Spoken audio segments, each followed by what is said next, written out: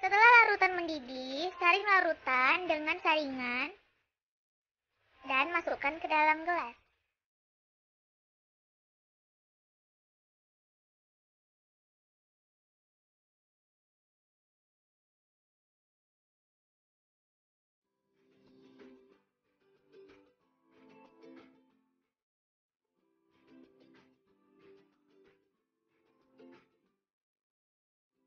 Setelah larutan disaring dan dimasukkan ke dalam gelas, ditambahkan madu 1 sendok makan madu murni ke dalam larutan.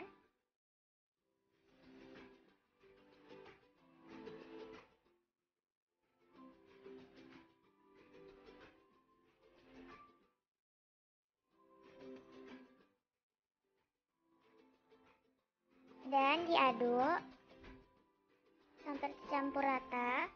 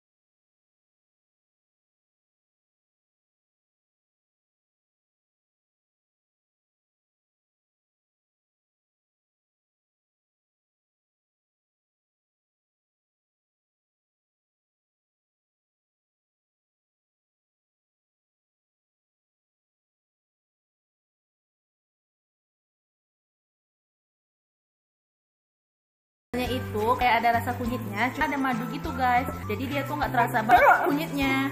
Jadi buat kalian yang mau cobain, yuk cobain rumah. Terima kasih.